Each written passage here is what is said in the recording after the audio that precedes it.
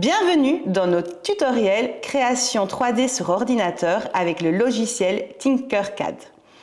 Vous trouverez sous la vidéo le lien de la ressource pédagogique ainsi que sur notre site internet diversiclic.be. Tout d'abord, nous commencerons par créer un compte enseignant. Comme ça, vous pourrez échanger et partager vos projets avec vos bénéficiaires. Ensuite, une fois le compte créé, débutant ou expert, nos tutos vous accompagneront pour créer et personnaliser votre propre fusée. Prêt à décoller? C'est parti! Dans cette vidéo, je vais vous accompagner dans les différentes étapes de création d'un compte enseignant sur Tinkercad. Puis nous créerons directement notre première classe. Commencez par vous rendre sur tinkercad.com. Une fois sur la plateforme Tinkercad, cliquez simplement sur « S'inscrire ». Inscription en tant qu'enseignant. Prenez connaissance du mode sécurisé en lisant ce texte. En bref, celui-ci consiste à privatiser les activités de vos classes. Cochez « J'accepte » si vous disposez des autorisations nécessaires pour enseigner. Pour vous inscrire, vous avez la possibilité de vous inscrire via une adresse mail ou de vous connecter via un compte Google, Apple, Microsoft ou Facebook. Cette option est pratique et rapide, mais dans ce cas-ci, je vais m'inscrire via une adresse mail. Vous devrez indiquer le territoire, votre date de naissance et ensuite cliquer sur « Suivant ». Indiquez l'adresse mail que vous utiliserez pour le compte et choisissez un mot de passe. Pour ensuite accepter les conditions générales. Puis, plus qu'à cliquer sur « Créer un compte ». Une fois connecté, vous arrivez directement sur le tableau de bord. C'est un espace pratique qui vous permet de retrouver rapidement vos classes, vos conceptions, vos projets. Concentrons-nous sur ce qui nous intéresse pour l'instant, les classes. Sur cette page, vous pourrez créer, gérer et archiver vos différentes classes. Créons notre première classe. Nommez votre classe. Ici, nous l'appellerons classe découverte. Sélectionnez un niveau ou une catégorie d'âge. Pas d'inquiétude, ça n'a pas d'importance ou d'incidence pour la suite. Sélectionnez la matière abordée par la classe, dans notre cas, la conception 3D. Dans le doute, je vous recommande d'activer le mode sécurisé. Ensuite, vous pouvez cliquer sur « Créer une classe ». Une fois notre classe créée, nous pouvons inviter les apprenants. Cliquez « Ajouter des étudiants ». Vous pouvez les ajouter un à un en indiquant le nom et le pseudo. Ou, pour aller plus vite, coller une liste d'étudiants. Dans ce cas, notez le nom d'un apprenant par ligne. Leurs pseudonymes seront générés automatiquement. Une fois votre liste créée, vous n'aurez plus qu'à cliquer sur « Partager le lien de la classe ». Sur cette page, déroulez pour retrouver les différents moyens pour permettre à vos apprenants de se connecter. Dans notre cas, transmettez le code de la classe à vos apprenants ainsi que leurs pseudos respectifs. Vous pourrez également ajouter un lien partageable.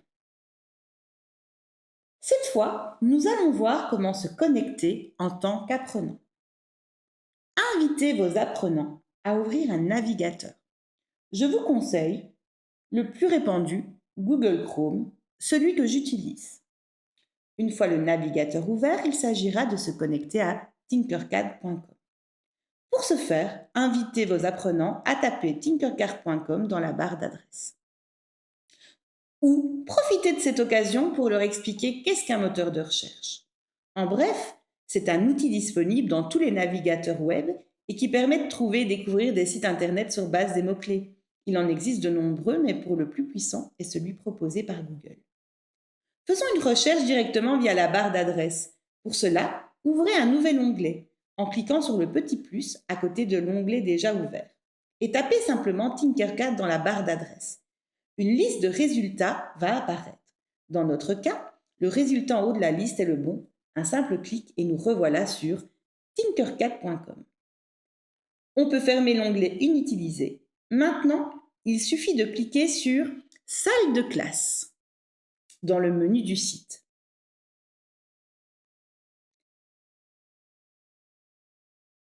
Puis, dérouler à l'aide de la molette de la souris jusqu'au bouton « Rejoindre une classe ». Tapez le code de la classe.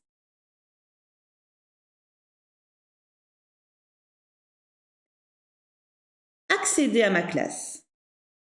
Et plus qu'à indiquer le pseudo que vous leur avez transmis plus tôt. Et le tour est joué. Les voici connectés à leur session étudiant. Une fois connectés, les apprenants se trouvent sur leur tableau de bord. Ils doivent encore se connecter à leur classe et accéder à une activité. Pour cela, il suffit de cliquer sur « Classe » dans le menu à gauche de la fenêtre. Un simple clic sur leur classe, sélectionnez l'activité. Et voilà, ils pourront ainsi visualiser les exemples partagés par vous et créer leur première conception. Pour créer une première conception, déroulez à l'aide de la molette de la souris jusqu'au bouton « Créer une conception ». Conception 3D. Et voilà, ils sont prêts à démarrer l'exercice. Familiarisons-nous d'abord avec l'interface Tinkercad. Il y a pour commencer la zone principale qui est la zone de conception. Il s'agit simplement de la zone où nous déposerons et modifierons nos objets 3D. Dans cette zone, vous pourrez voir le plan de construction. Il s'agit de la grille quadrillée bleue. Ce plan servira à poser nos objets. Voyez-le comme un sol virtuel si vous voulez. Ce n'est pas un objet 3D en tant que tel, mais une référence nécessaire à la conception. Il y a ensuite, sur la droite, la bibliothèque. C'est ici que l'on ira puiser parmi les formes disponibles pour créer nos objets 3D. Il y en a tout un tas. Il y a finalement la barre d'outils. Nous en parlerons au fur et à mesure de nos besoins. En survolant les boutons, vous aurez un rappel de leur fonctionnalité et de leur raccourci clavier. Commençons à apprendre à insérer une forme. Pour cela, il existe 2 méthodes. La première, on clique sur l'objet désiré, dans la bibliothèque, dans notre cas le cylindre, pour préparer la base de notre fusée. Puis, on clique une seconde fois sur le plan de construction. La seconde méthode, on sélectionne la forme désirée dans la bibliothèque en faisant un cliquer-déposer de la forme dans la zone de conception. Il suffit de cliquer et maintenir le clic tout en glissant le cylindre dans la zone de conception, puis relâcher. Prenons maintenant un instant pour parler de 2 choses importantes et communes à tous les programmes informatiques, les actions de base et les raccourcis clavier. Il y a en effet des actions essentielles de base généralement disponibles sur tous les logiciels utilisables sur un ordinateur. Parmi celles-ci, parlons du célèbre copier-coller. Il s'agit en fait de 2 actions et celles-ci permettent, comme leur nom l'indique, de copier un contenu et de le coller ensuite tel quel, ailleurs ou au même endroit. Une duplication. Cette action est généralement possible via un clic droit sur la sélection copier, puis un autre clic droit ailleurs sur coller, mais impossible de l'utiliser sur Tinkercad. Il est vraiment recommandé de retenir les raccourcis clavier permettant d'effectuer cette action, disponible également sur notre site. Donc, en premier lieu, on sélectionne, puis sur le clavier, on appuie tout en maintenant la touche CTRL en bas à gauche de votre clavier. Puis, sans relâcher cette touche, on tape une fois sur la touche C pour copier. Ensuite, plus qu'à faire CTRL-V pour coller. Pratique, n'est-ce pas? La seconde action de base essentielle à connaître est annuler, rétablir. En bref, il est courant de se tromper et de souhaiter revenir en arrière. Bref, avec le numérique, c'est presque toujours possible grâce à cette action. Pour la réaliser, il suffit d'utiliser le raccourci CTRL-Z dans le cas où l'on voudrait rétablir une action annulée, ou alors le raccourci CTRL-Y. Grâce à ces 2 actions, plus peur de se tromper. Une fois notre objet créé, prenons quelques instants pour se familiariser avec la navigation sous Tinkercad. Il y a 3 actions qui permettent de se déplacer dans l'espace 3D. La rotation, celle-ci se fait simple par le maintien du clic droit en déplaçant la souris dans la zone de conception. Le second mouvement est ensuite le mouvement avant-arrière, qui se fait via la molette de la souris. Selon la direction dans laquelle vous faites rouler la molette, vous vous déplacerez en avant ou en arrière. Le dernier mouvement est le déplacement latéral. Il se fait aussi avec la molette, mais cette fois en cliquant et en maintenant ce bouton tout en déplaçant la souris. Notez qu'il est également possible de faire toutes ces actions via les boutons en haut à gauche de la zone de conception. Il y a le cube, qui vous permet d'interagir confortablement avec les différentes vues, soit en cliquant sur les facettes du cube, soit en tournant le cube manuellement en cliquant et en maintenant celui-ci pour le manipuler. Je vous invite à manipuler ce cube pour mieux comprendre son usage. Il y a ensuite l'icône représentant une maison.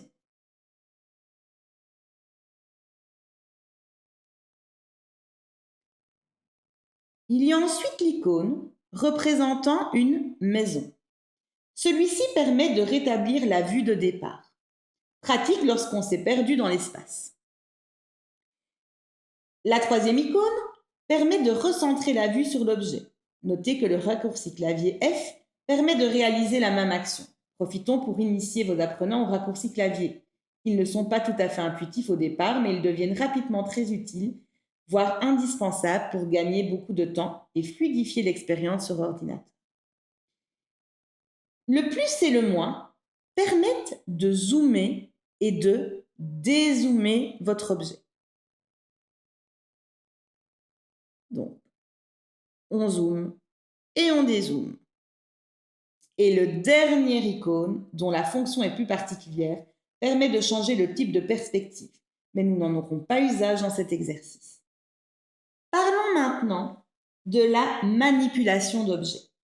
Lorsqu'on clique sur un objet, il est sélectionné. Lorsqu'on clique à côté de l'objet sur la zone de conception, il sera donc désélectionné. Sélectionnons maintenant le cylindre.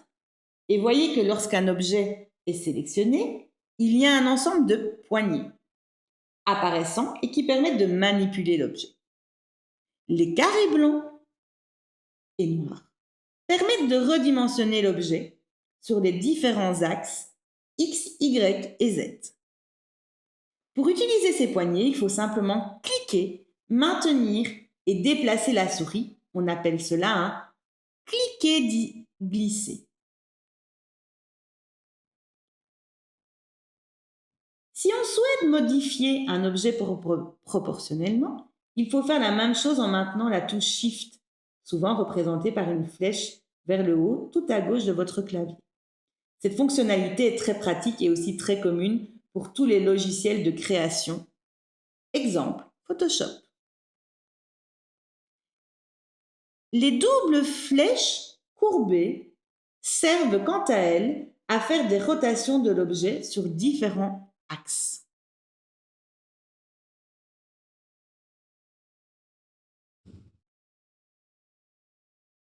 Les doubles flèches courbées servent quant à elles à faire des rotations de l'objet sur les différents axes. Testez également la touche Shift, cela permet de bloquer la rotation sur des angles précis, tous les 45 degrés. Nous pouvons le voir. Il nous reste à voir le déplacement de l'objet. Pour les déplacements latéraux, c'est-à-dire en le maintenant au sol, il suffit de cliquer et glisser l'objet directement. Et maintenant la touche Shift, on peut se déplacer sur un seul axe à la fois. Pour le déplacement vertical, il faut simplement utiliser le cône noir au sommet de l'objet. Revenons à notre fusée. À ce stade, nous avons donc un cylindre qui servira de base de notre fusée. Utilisons les outils que nous avons vus ensemble jusqu'ici pour le modeler à notre convenance. Commençons par focaliser la caméra sur notre objet. Pour cela, pressez simplement F sur votre clavier. Nous allons ajuster maintenant, allonger verticalement notre fusée afin qu'elle en ait davantage l'allure.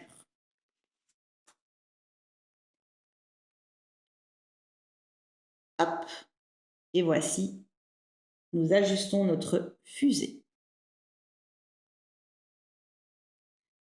Ajoutons ensuite l'avant de notre fusée. Nous aurons besoin du cône dans la bibliothèque. Cliquez et en revenant dans la zone de conception, vous verrez un aperçu de l'objet. Survolez le cylindre déjà présent et vous voyez alors sur le cône se fixer au cylindre. Ne tentez pas d'être très précis, il faut simplement le placer de façon brouillonne sur le sommet. Cliquez une fois satisfait. Nous allons découvrir comment aligner plusieurs objets ensemble. Pour cela, nous allons d'abord devoir apprendre à sélectionner plusieurs objets à la fois. Pensez à insister auprès de vos apprenants sur ce point, car faire des sélections est une action de base importante sur ordinateur. C'est une action indispensable pour manipuler de multiples fichiers et documents. La méthode sur Tinkercad est la même qu'ailleurs. Deux méthodes existent, les sélections multiples. Première méthode, cliquez sur un premier objet, n'importe lequel. Puis, tout en maintenant votre doigt sur la touche Shift, oui, encore elle, vous allez cliquer sur le second objet. Si vous avez correctement procédé, alors le second objet est également sélectionné et vous avez donc une sélection d'objets. Il est alors possible de manipuler plusieurs objets à la fois. Pour la seconde méthode, commencez par désélectionner votre objet en cliquant à côté des objets. Et ensuite, toujours à côté des objets, cliquez, glissez votre curseur pour former un cadre de sélection, affiché en pointillé rouge sur notre écran. Et venez englober votre sélection d'objets. Pas la peine de les englober entièrement. Si votre rectangle survole la forme, c'est suffisant. Relâchez le clic et le tour est joué. Maintenant que nous avons notre sélection d'objets, il n'y a plus qu'à utiliser l'outil alignement dont je vous ai parlé. Cet outil, il suffit de cliquer sur le bouton ou presser L sur votre clavier. Vous voyez alors un arsenal de cercles noirs qui sont apparus, mais pas d'inquiétude, c'est simple à comprendre. Il y a exactement 3 cercles par axe X, Y et Z, ce qui permet d'aligner notre objet dans chaque axe séparément pour plus de contrôle. Je vous invite à tester pour mieux comprendre. Dans notre cas, si le cône a bien été correctement posé sur le cylindre, nous ne devons pas nous préoccuper de la hauteur, mais uniquement de l'alignement latéral. Il faut donc simplement cliquer successivement sur les cercles centrés sur les 2 axes en question, c'est-à-dire comme ceci. Maintenant que nos 2 objets sont correctement alignés, nous pouvons les fusionner ou les regrouper si vous préférez.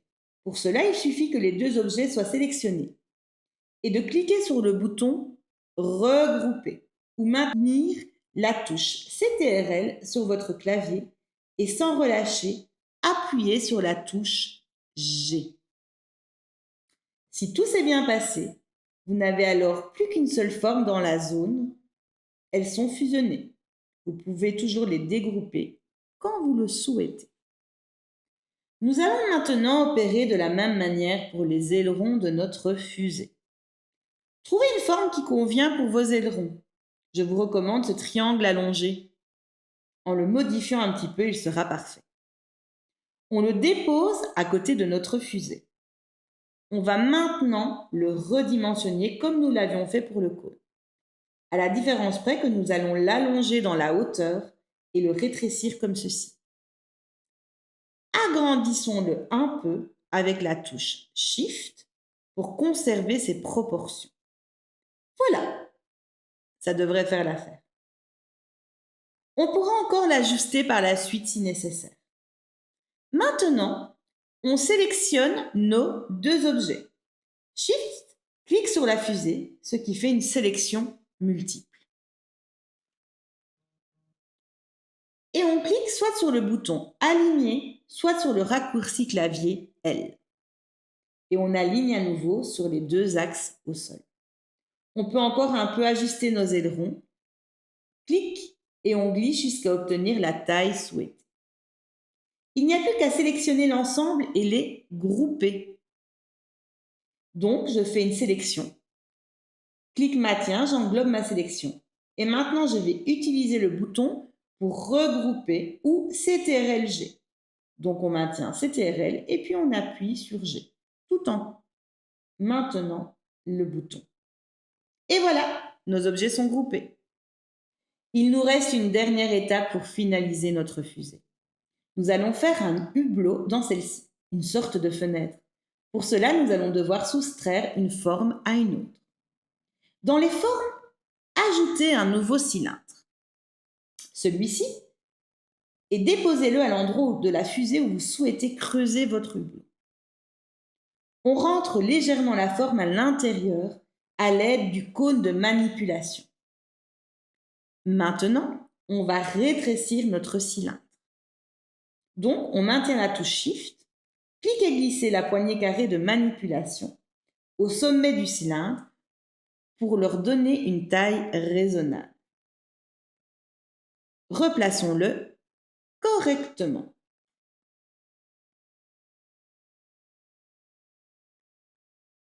Il nous reste encore à soustraire cette forme à notre fusée. Il suffit de passer du mode solide au mode perçage. En cliquant ici, ce qui a pour effet de rendre la forme transparente. Il n'y a plus qu'à les fusionner et la soustraction se fera automatiquement. Faisons une sélection des deux objets, puis CTRL-G. Et voilà, notre fusée est terminée.